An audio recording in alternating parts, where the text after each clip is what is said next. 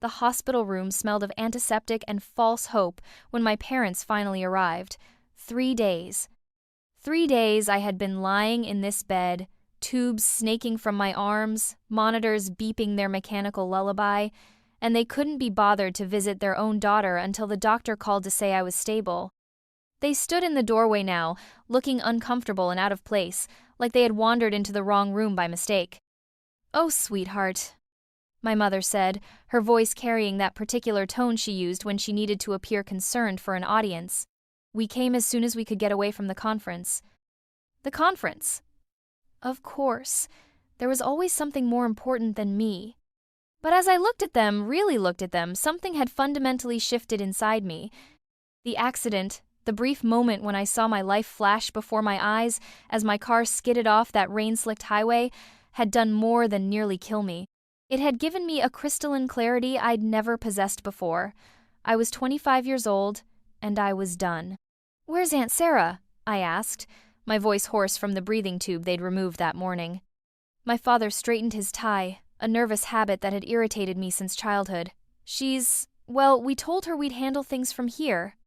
Family matters, you understand. Family matters. The irony wasn't lost on me. Let me tell you about family matters. Let me tell you about the woman who raised me, while my biological parents pursued their careers, their social climbing, their endless quest for status and recognition. Let me tell you about the woman who wasn't my mother by blood, but who had been everything a mother should be since I was 7 years old. My parents, Dr. Margaret Chen and Dr. Robert Chen, were both successful cardiologists who had planned their lives with the precision of a surgical procedure.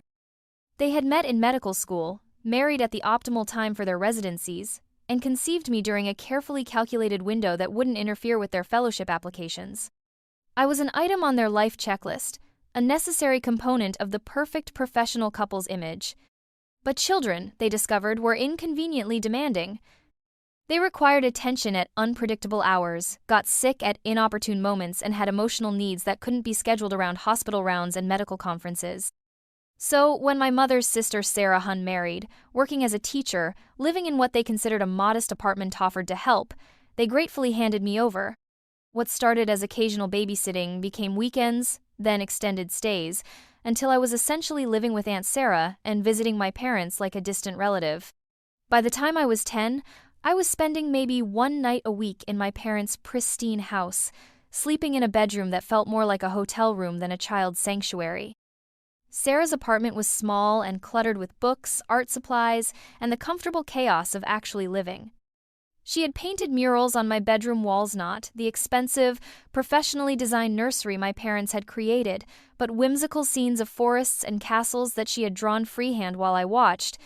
Mesmerized by her creativity, she kept my artwork on the refrigerator until it curled at the edges, and she knew the names of all my stuffed animals. When I got sick, it was Sarah who held my hair back while I threw up, Sarah who stayed home from work to take care of me, Sarah who knew exactly how to make me feel better. When I had nightmares, it was her bed I ran to, her arms that held me until the monsters went away. When I learned to ride a bike, it was Sarah running alongside me, cheering when I finally found my balance. My parents attended the important event school plays, graduations, awards ceremonies, arriving with expensive gifts and professional cameras, playing their roles as proud parents for the audience. But it was Sarah who helped me memorize my lines. Sarah who drove me to piano lessons every week for 7 years. Sarah who sat through every soccer game even though she openly admitted she didn't understand the sport. The pattern was so deeply ingrained that I didn't question it until I was older. This was simply how my family worked. I had parents who loved me in their distant, theoretical way, and I had Sarah who loved me in every practical, daily way that mattered. When I went to college, it was Sarah who helped me pack, Sarah who cried when she dropped me off, Sarah who called every week to check on me. My parents transferred money into my account and sent care packages assembled by their assistants, but it was Sarah's voice I heard when I was homesick, Sarah's advice I sought when I was struggling.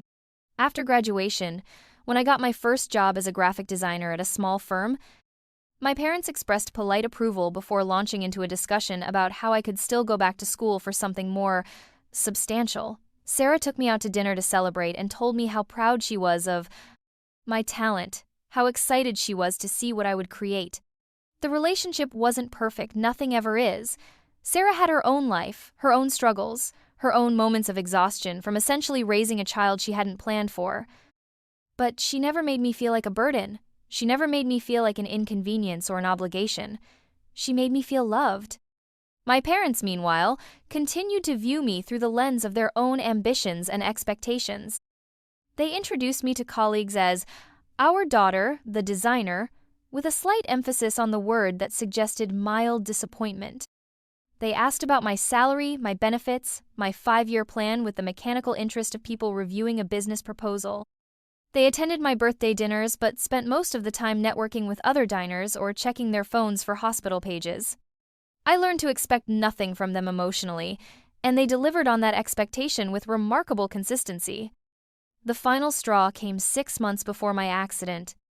During what my mother had optimistically called a family vacation, we had planned a long weekend at a resort in Napa Valley, the first time in 3 years that my parents and I had spent more than a few hours together.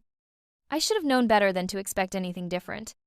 They spent the entire first day on conference calls, turning our lunch into an impromptu business meeting with colleagues who happened to be vacationing nearby.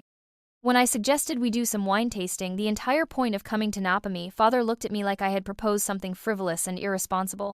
"We're not really drinkers," my mother said, scrolling through emails on her phone. "Besides, we have that dinner with the Hendersons tonight. They're thinking of referring patients to our practice." The Hendersons. Of course, even on vacation, everything was about advancing their careers, expanding their network, building their professional empire. I sat there in that expensive restaurant, watching my parents charm potential business contacts while completely ignoring their daughter, and something inside me finally snapped. "I'm going back to my room," I announced, standing up from the table. My mother looked up from her conversation for exactly 3 seconds. "Oh, all right, we'll probably be late. Don't wait up." Don't wait up, like I was a child being dismissed for the evening, not a 24-year-old woman who had taken time off work to spend time with her parents. I walked back to my room and called Sarah. "How's the family bonding going?" she asked, and I could hear the gentle teasing in her voice. I started crying before I could answer. Not the quiet, dignified tears of adult disappointment, but the ugly, gulping sobs of a child who had finally reached her breaking point. "Oh, sweetheart," Sarah said, her voice immediately shifting to concern. "What happened?" I told her everything. The conference calls, the business dinner, the casual dismissal, the crushing realization that even when my parents had set aside time specifically to spend with me, they couldn't actually be present. I told her about the years of birthday parties where they worked the room instead of celebrating with me, the school events where they spent more time talking to other parents than watching me perform, the graduation where they left early for a hospital emergency that turned out to be routine. "I keep thinking that someday it will be different," I said, wiping my nose with the scratchy hotel tissues, "that someday they'll actually see me as more than just an accessory to their perfect life." Sarah was quiet for a long moment. When she spoke, her voice was gentle but firm. "Sweetheart, you can't keep waiting for people to become who you need them to be. Sometimes you have to accept who they actually are and decide if that's enough for you." It wasn't enough. It had never been enough, and I was tired of pretending it was. I spent the rest of that weekend largely alone, exploring the area by myself while my parents attended more networking events and business dinners.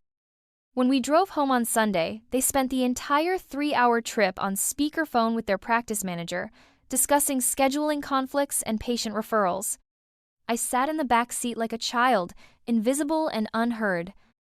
That was the last time I voluntarily spent extended time with them.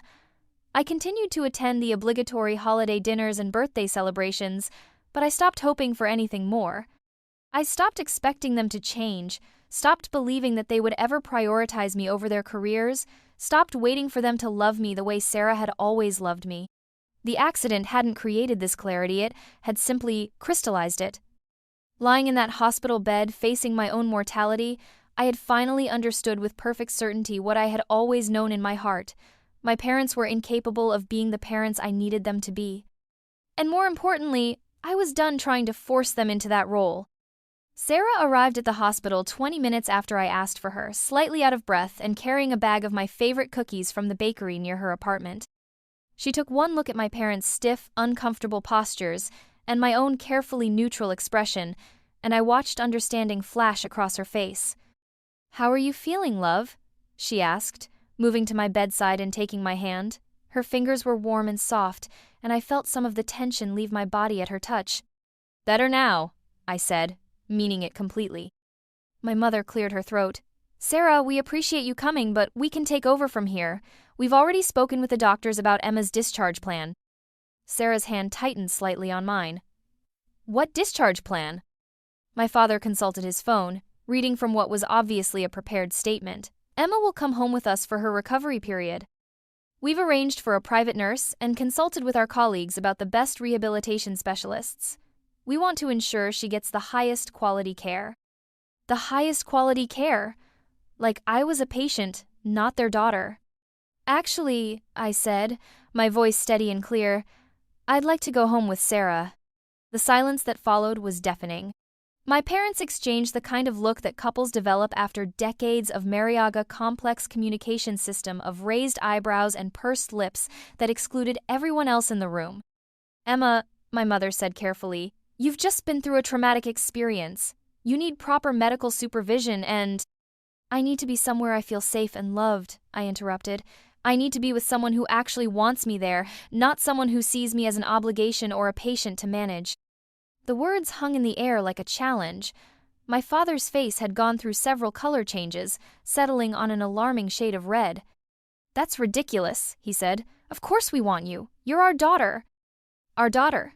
The possessive pronoun that had always felt more like a claim of ownership than an expression of love. "When was the last time you called me just to see how I was doing?" I asked. Not for a holiday, not for a birthday, not because someone was getting married or divorced or promoted. When was the last time you called because you missed me and wanted to hear my voice? They looked at each other again, and I could see them searching their memories, coming up empty. "When was the last time either of you visited my apartment? Do you know where I work? Do you know the names of any of my friends? Do you know what I did last weekend? Or what my favorite restaurant is? Or what keeps me awake at night?" The questions came faster now, 25 years of accumulated silence pouring out of me like water from a broken dam. "Do you know that I got promoted 6 months ago? Do you know that I've been seeing someone for 8 months? Do you know that I've been thinking about getting a dog? Or that I've been taking pottery classes? Or that I finally learned to cook Sarah's lasagna recipe?" Sarah squeezed my hand and I could see tears in her eyes. "Do you know that I called you 3 times last month and you never called me back? Do you know that I stopped expecting birthday cards from you when I turned 21 because you kept forgetting? Do you know that I haven't felt like your daughter in years because you've never made me feel like anything more than a distant relative you're obligated to acknowledge?" My mother's mouth was opening and closing like a fish gasping for air. My father looked like he wanted to argue but couldn't find the words. "Sarah knows all of those things," I continued, my voice growing stronger with each word. "Sarah knows about my promotion because she took me out to celebrate. She knows about David because I brought him to her apartment for dinner. She knows I want a dog because we've been looking at rescue websites together. She knows about the pottery classes because she helped me set up a workspace in her spare room. She knows I learned to cook her lasagna because I made it for her last Sunday." I sat up straighter in the hospital bed, feeling more alert and powerful than I had in weeks. "Sarah knows these things because she cares enough to ask. She knows these things because she's been my real parent for 18 years. And you've been. I don't know what you've been. Distant relatives? Professional colleagues? Genetic donors?" The cruelty of that last phrase hit its mark. My mother actually flinched. "Emma, that's not fair," she said. "We've always provided for you. We've given you every advantage, every opportunity." "You've given me money," I said. "You've given me a trust fund and a college education and health insurance and all the material advantages anyone could want. But you've never given me yourselves. You've never given me your time, your attention, your emotional investment. You've never given me the feeling that I matter to you as a person, not just as a reflection of your success as parents." I looked at Sarah, whose face was streaked with tears but whose eyes were shining with something that looked like pride. "So yes, I'm going home with Sarah. I'm going to recover in the apartment where I've always felt most loved, with the woman who raised me, the woman who chose to be my parent every single day for 18 years. Not because she had to, but because she wanted to." The aftermath was swift and predictable. My parents spent the next hour trying various approaches to change my mind. cycling through hurt feelings, anger, guilt, and finally, threats. "If you leave with her, don't expect us to continue supporting you financially," my father said, his voice tight with barely controlled rage. "I haven't expected you to support me since I graduated college," I replied calmly. "I have a job, remember? The one you've never asked about?" "This is obviously the trauma talking," my mother said to Sarah as if I wasn't sitting right there. "She's not thinking clearly. You should encourage her to stay with us until she's recovered." Sarah looked my mother directly in the eye. "Emma is 25 years old. She's capable of making her own decisions about her recovery. And frankly, Margaret, she's making the right one." The use of my mother's first name was deliberate and pointed. Sarah had always called my parents Dr. Chen and Dr. Chen, maintaining the formal distance they preferred. The shift to first names was her way of stripping away their professional authority and addressing them as equals. "You've always been jealous," my mother said, her composure finally cracking completely. "Jealous that we could give her things you couldn't, a real home, a real family, real opportunities." "A real family?" Sarah laughed, but there was no humor in it. "Margaret, I don't think you understand what that phrase means. A real family shows up. A real family prioritizes each other over work, over status, over appearances. A real family knows each other well enough to have actual conversations." She stood up, still holding my hand, and faced my parents with a dignity that made them look small and petty by comparison. "I may not have been able to give Emma expensive gifts or exotic vacations or connections to important people, but I gave her something you never did. I gave her my presence, I gave her my time. I gave her the security of knowing that she mattered more to me than anything else in my life." My father opened his mouth to respond, but Sarah wasn't finished. "Do you want to know what real jealousy looks like? Real jealousy is watching two people who have everything successful careers, beautiful home, financial security, and seeing how they've squandered the most precious gift anyone could have. Real jealousy is watching you take for granted the one thing I've always wanted and could never have, the chance to be Emma's mother from the beginning." The silence that followed was absolute. Even the heart monitor seemed to pause. "But you know what?" Sarah continued, her voice growing softer but more powerful. "I'm not jealous anymore because Emma just chose me. After 25 years of you treating her like an accessory to your perfect life, she chose the woman who actually raised her. She chose love over obligation. She chose presence over presence. She chose the parent who showed up." The discharge process took 2 days, during which my parents made several more attempts to change my mind. They enlisted family, friends, colleagues from their hospital, even our family lawyer, to convince me that I was making a mistake. Everyone who called had the same message. My parents were good people who loved me. I was being ungrateful and dramatic. Family obligations ran deeper than temporary hurt feelings. But I had moved beyond hurt feelings into something much more powerful: absolute clarity. David, my boyfriend of 8 months, arrived on the second day. I watched him interact with Sarah, how easily they talked, how naturally she included him in conversations about my care, how obviously he respected and liked her. Then I watched him try to make conversation with my parents, how they treated him like a stranger who had wandered into their personal business, how they spoke around him rather than to him. "They don't even know your last name," I said to him quietly while my parents were in the hallway consulting with yet another doctor they'd called in. He looked uncomfortable. "Emma, they're probably just stressed about your accident." "David, we've been together for 8 months. I've had dinner with your parents 6 times. Your mother sends me recipes she thinks I'll like. Your father texts me pictures of his garden. My parents don't know what you do for a living." The comparison was stark and undeniable. David's family had absorbed me into their circle with the easy warmth of people who genuinely enjoyed each other's company. My parents treated him like he was temporary, unworthy of their investment in getting to know him. "What are you going to do?" he asked. "I'm going to go home with the parent who actually wants me there," I said. "I'm going to stop pretending that biology creates obligations that love doesn't support. I'm going to stop waiting for people to become who I need them to be and start appreciating the person who has always been exactly what I needed." That evening, as Sarah helped me pack my few belongings, my parents made their final attempt. "This is a mistake, Emma," my father said from the doorway. "We're your family. We're the ones who will always be there for you." I looked up from folding the clothes Sarah had brought me, comfortable clothes that actually fit, Clothes she had chosen because she knew what I liked, not expensive items selected by a personal shopper. Always be there for me? I repeated. Like you were there when I had pneumonia in college and was hospitalized for 3 days? Oh, wait, that was Sarah who flew out to take care of me. Like you were there when I got my heart broken by my first serious boyfriend?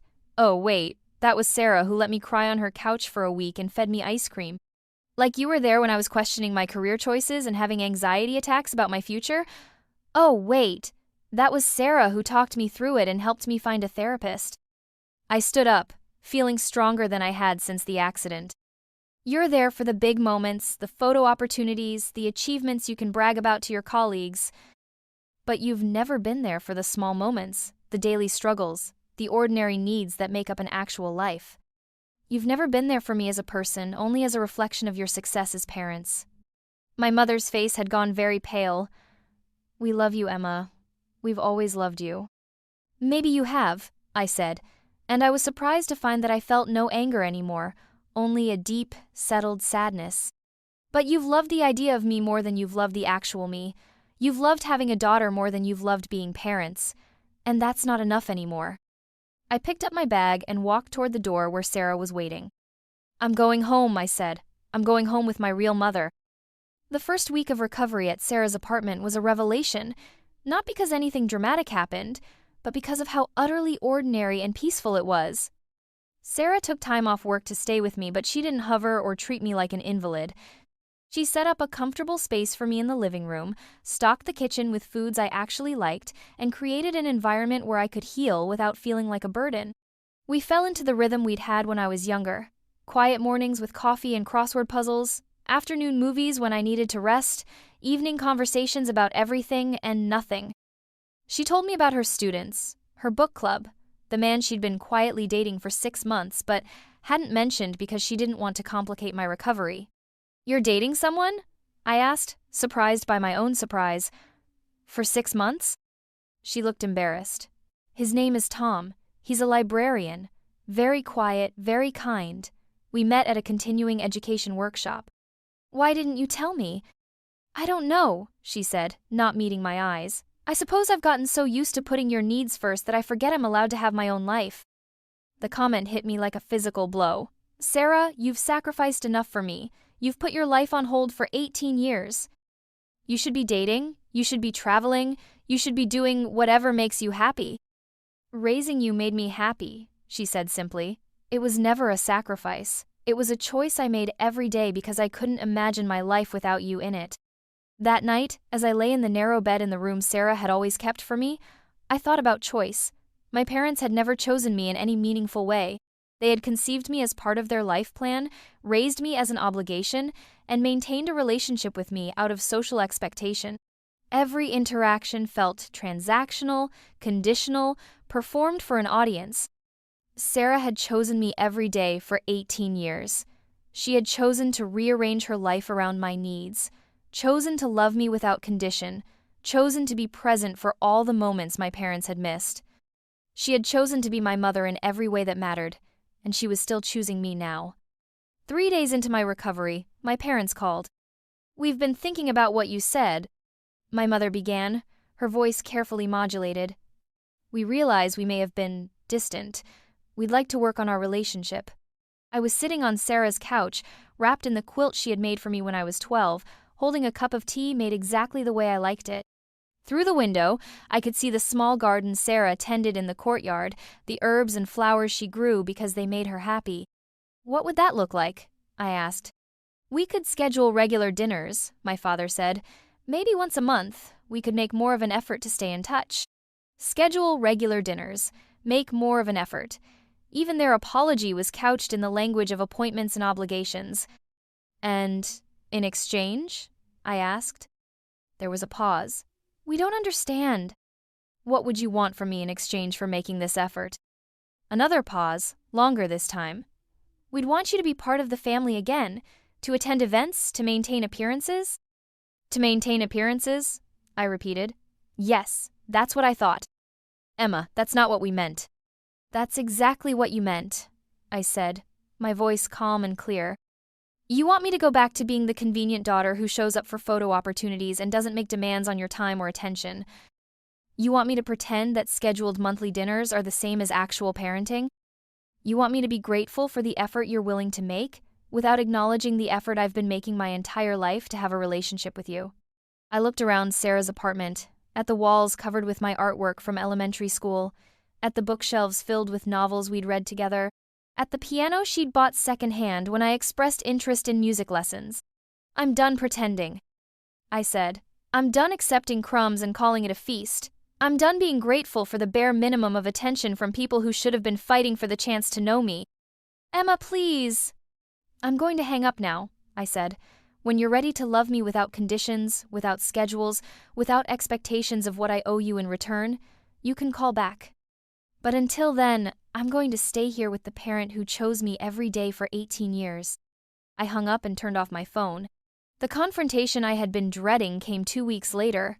My parents showed up at Sarah's apartment unannounced, dressed in their professional best like they were making a house call. Sarah answered the door with the polite wariness of someone who had been expecting this moment. We'd like to speak with Emma, my father said, his tone suggesting he expected immediate compliance. I'll ask if she wants to see you, Sarah replied, not moving from the doorway. The subtle shift in power dynamics was immediate and palpable. In the hospital, my parents had operated from a position of assumed authority. Here, in Sarah's space, they were visitors who could be refused entry. I appeared in the doorway beside Sarah, feeling stronger and more centered than I had in years. The contrast between my parents' formal, slightly aggressive posture and Sarah's calm protectiveness was striking. What do you want? I asked. We want to talk, my mother said, privately. Anything you have to say to me, you can say in front of Sarah. My father's jaw tightened. This is a family matter. Sarah is my family, I said. Your genetic relatives who are behaving badly. The bluntness of the statement seemed to physically rock them back on their heels.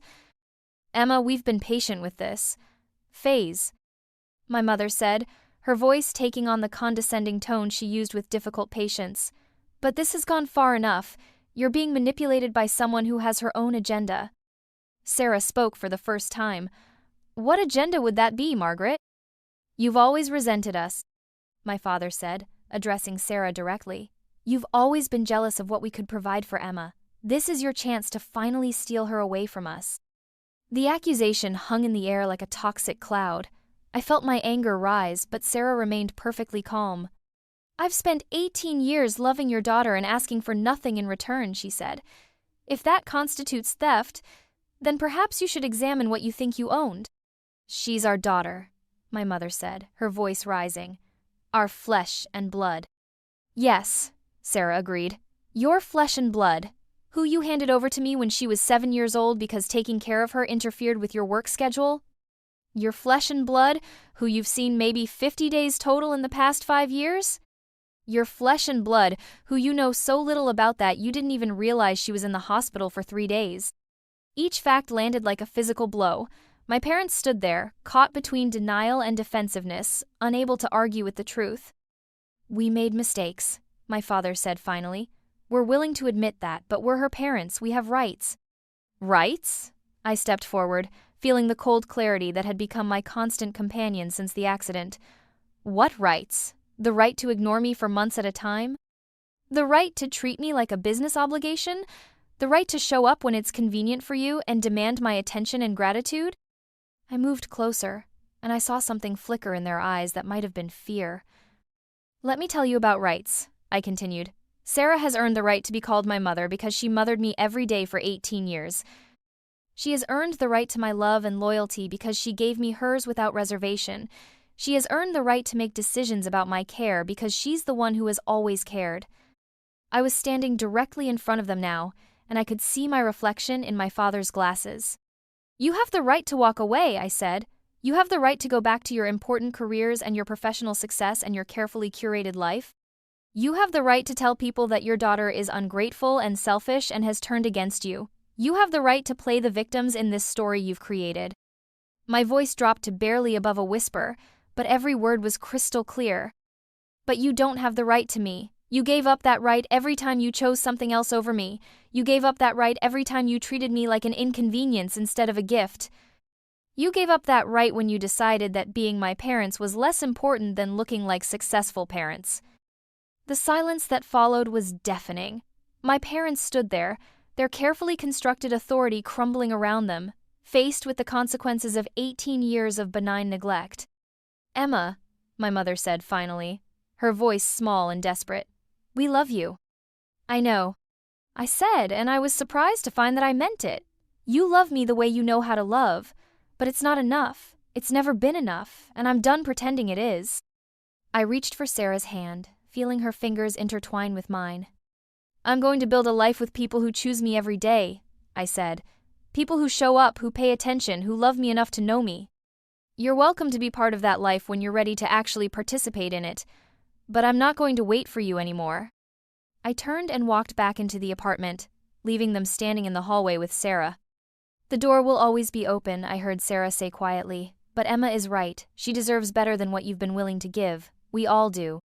She closed the door with a soft click that sounded like finality.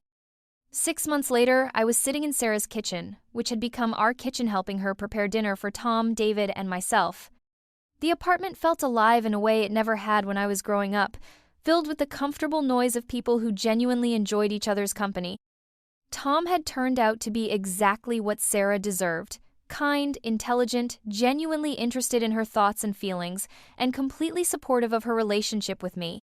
He treated me like the daughter of the woman he loved, with respect and warmth, but without trying to replace any role in my life.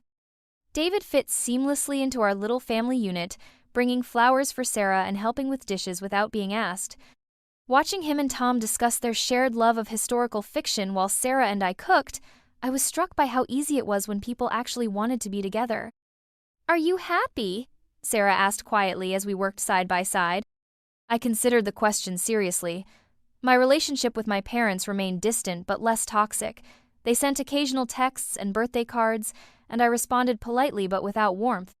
We had settled into the kind of relationship we probably should have had all along: cordial but not close, respectful but not intimate. I was thriving at work, having been promoted again and given creative control over several major projects.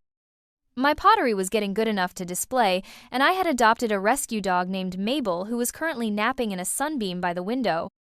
But more than any external success, I felt a deep sense of peace that came from finally living authentically. I was no longer performing the role of the grateful daughter for an audience that didn't really see me. I was no longer waiting for love that came with conditions and restrictions.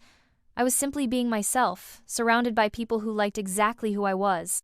"I'm happy," I said. "For the first time in my adult life, I'm genuinely happy." Sarah smiled, the expression lighting up her entire face. "Good. You deserve happiness, sweetheart. You always have." The timer on the oven chimed, and we pulled out the lasagna I had finally learned to make perfectly.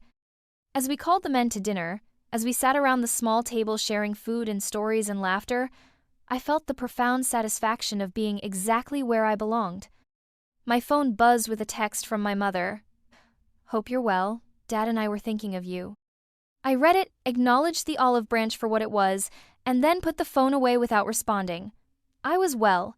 I was better than well.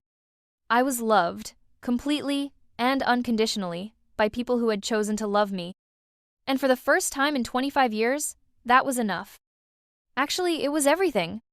A year later, Sarah and Tom got married in a small ceremony in her apartment. I stood as her maid of honor, wearing a dress I had helped her pick out, holding flowers from the garden we now tended together. My parents attended, sitting quietly in the back, looking like uncomfortable guests at a party they didn't understand. During her vows, Sarah spoke about family being made not by blood, but by choice, about love being measured not in grand gestures, but in daily presence, about the privilege of being trusted with someone's heart. She looked at me when she said it, and I understood that she was talking about more than just her relationship with Tom. At the reception, my father approached me while I was cutting cake. "You look happy," he said, his voice carefully neutral. "I am happy," I replied. "We've been thinking," he continued, "about what you said, about being present. We'd like to try harder." I looked at him, really looked at him, and saw something I'd never seen before: genuine uncertainty. For the first time in my memory, my father looked like he didn't know what to do, didn't have a plan, didn't have the situation under control. "What would that look like?" I asked, echoing the question I'd asked a year ago. "We don't know," he admitted. "We don't know how to be the parents you need us to be. We've realized we don't really know how to be parents at all." The honesty was startling and oddly hopeful. "Maybe we could start small," I suggested. "Maybe you could tell me about something that made you happy this week. Not work, related, something personal." He looked confused by the question, which told me everything I needed to know about how narrowly they had defined their lives. I saw a patient recover from a surgery we thought might not be successful," he said finally. "That's work, related," I pointed out gently. He was quiet for a long moment. "I don't know if anything else made me happy this week." The admission was heartbreaking in its simplicity. Here was a man who had achieved everything he thought he wanted, and he couldn't identify a single source of personal joy in his life. "Maybe that's something you could work on," I said. "Finding happiness outside of work. Finding things that matter to you as a person, not as a professional." He nodded slowly. "Maybe we could try calling you, not for holidays or emergencies, just to talk." "I like that," I said, and I was surprised to find that I meant it. It wasn't forgiveness, not yet. It wasn't a return to the old dynamic of me waiting for them to love me properly. But it was the possibility of something new, a relationship based on honesty rather than obligation, on genuine effort rather than performed duty. As I watched my parents leave the wedding, early old habits die hard, I felt no disappointment, no anger, no hurt. I felt only the quiet satisfaction of knowing that I had found my way home. Sarah appeared beside me, still in her wedding dress, glowing with happiness. "Ready to go home?" she asked. I looked around the apartment filled with people who had chosen to be there, who genuinely wanted to celebrate Sarah's happiness, who knew how to love without condition or reservation. "I am home," I said. And finally, after 26 years, that was completely true.